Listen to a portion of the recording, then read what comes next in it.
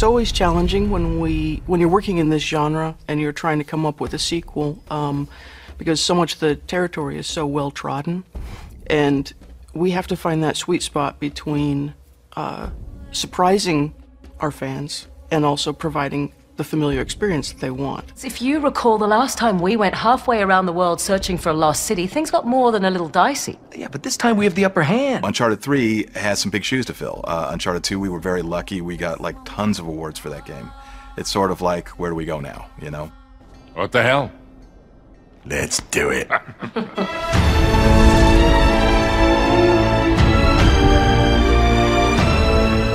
I think what would surprise people is that when we set out to figure out what we're going to do with each new game, a lot of it is driven by practical concerns rather than just sort of purely creative ones.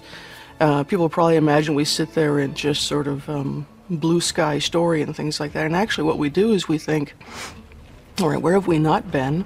What technologies have we not pushed? What would challenge us as game developers? And what are some really awesome set pieces that would blow people's minds? And then we kind of write the story around that. And that sounds almost like an embarrassing admission, but I think it's the way it should be done. All right, what is all this crap you're why giving don't you me just about complain Sully? with me? Those guys are not here for historical research, and neither are you. It's like right brain, left brain, where one part is like dealing with the aesthetics and what you're trying to go for creatively, and the other part, of course, is like how to realize that. And, you know, that's usually a lot of problem solving. So you have to kind of like bring those together in a way that you get the most bang for the buck and get things to really come alive in the game. From the very beginning, when we're coming up with a story, it's not just Amy, it's Amy and myself and Justin and Taylor and Richard and other people putting in their 2 cents for ideas, and the entire company really participates in that process. But even then, once we get to the stage, it's Amy's script, but then it's the actors' own input into their characters that influences the way that we end up doing the performances. Drake, we must go, now! Yalla! Never a dull moment, huh, Sully? Why change now? Yeah! We want contributions from everybody. We carry that same philosophy onto the stage with the actors. We don't just go into the voice studio and stand an actor in front of a copy stand and a microphone and say, well, here's your lines, just read them. We shoot the story as if it were film or television or theater. And of course, that means the actors get to sort of settle into their characters as well. They genuinely enjoy working together. And, you know, again, some of the best moments are completely improvised by them. And I will always give them credit for that. And some of the most sort of touching moments are because these aren't people that just met, you know. They've known each other for 5 years and they actually have this relationship. You have these actors who have played these characters now for the 3rd game in a row, and they know these characters. They've helped build these characters really from scratch. It's really interesting to see them get to really kind of spread your wings isn't the right way to put it. These actors are getting a chance to sort of explore the corners of who these actors are, of who these characters are. You can skip the mind games. You don't know me. You know, if we come up with some ideas on the spot, you know, we'll try them out, and if they end up working, then we'll use them.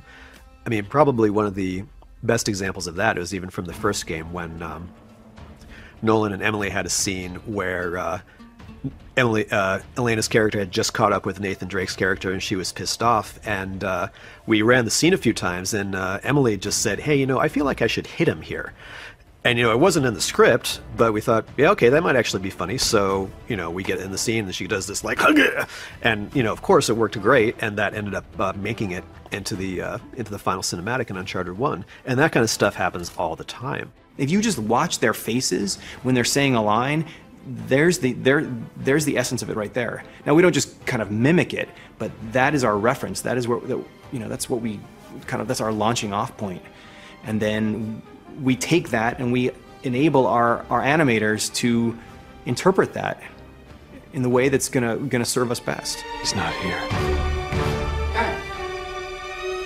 We do not do and never have done any facial animation capture. There's a number of reasons for that. We actually looked into a couple of possibilities when we were first working on Uncharted 1, but ultimately it ends up giving us more limitations than it does flexibility. We have some phenomenal animators back in the office that can really craft the performances to be exactly what we want them to be.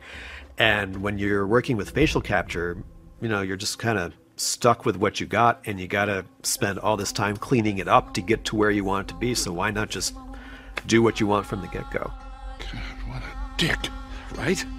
Come on. We gotta find a way out of here fast. We're completing the performance that was started on the stage. You know, we have amazing actors who give us these incredible little vignettes of, you know, scenes that are very personal, and I love the energy that they have with each other, and we need to make sure that what they started is completed. Nate, just who are we dealing with here? Working on the third outing in a series, you have to think about, you know, how are you changing things up. And you want to do it in ways that are meaningful, but sometimes you arrive at them in ways that are sort of simple and obvious. And one of the things that immediately occurred to us is it would be more interesting to see a female antagonist this time. Same cocky little shit. So fearless. I wonder what you're really afraid of. And it would be more interesting to have a antagonist who was more cerebral and therefore challenged Drake in different ways. You get off on all this, don't you? Cheating death. It's a very different character to try to write. It's actually a much harder character to try to write, and it was a much harder character to cast. And thank God we found Rosalind Ayers, because she brought something really unusual, I think, to the character. I'm sorry, Nathan. It seems you've been removed from the equation. It's been a lot of fun to have a female villain, and she's kind of wicked. Catherine! She gets into your head, and she wants to know what makes you tick, and she wants to know what you're afraid of, and she'll find out. But she's also, like, sweet, and it's very unnerving in a good way. That's I think what makes her a good villain is that she's prim and proper and wicked. Yes, it is regrettable, but... Not regrettable. Sloppy. One of the things you want to do is delve more into Drake and his background and his personality, his relationship with Sullivan, how that came to be. But also, it says something about... His past says something about how he is in the present, just like it does for all of us, right? I just want to make sure we're doing this for the right reasons. You got your pride all tangled up in this thing. It's making you reckless. I taught you better than that. I've always perceived Drake as someone who has some issues about loss and abandonment, and, you know, therefore keeps people at arm's distance. And when things get too real, he's real good at being the hero, but when things get too real, he might make himself scarce. We don't know people like that in real life, do we? No. We've been trying to reach you for over 24 hours. Oh, right, I need to top up my minutes. You're using a prepaid phone? Mate, those contracts are a complete rip-off. What? Mine's broken. I've been working with Amy and Taylor on the Uncharted games since the very beginning, right? And the three of us have this rapport and communication that enable us to really collaborate and work together and get the best possible results from each other. Come on, admit it. You love all this as much as I do. Naughty Dog is, I think, very unusual in the fact that we've actually grown to be a pretty large developer, but we've retained that sort of garage shop mentality and really collaborative spirit and a very, very flat hierarchy. There's not a lot of management or order or organization. You know, it's mostly just sort of seat of the pants chaos, to be honest. Well, well, well. It's cute. What? Because it's a well. Shall we? We don't have like a typical structure where we have a producer that kind of goes around and coordinates all the various aspects of the game. And ultimately, what you see in the end result in the cinematics is really the product of dozens of different people's ideas and vision. It's not just one person saying it's my way or the highway. Everything goes in. It's hard, I think, as a writer to say, all right, everybody just trust me and come along on this journey with me, while you yourself are terrified that, you're hoping that all of these ideas coalesce. You are a crafty little beggar, aren't you?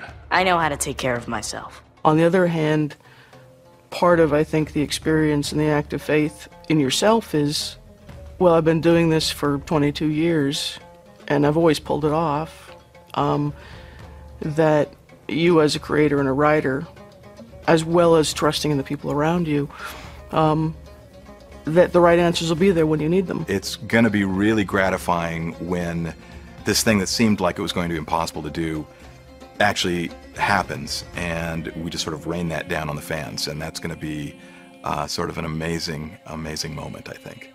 I'm looking forward to that. Perfect. Here we go.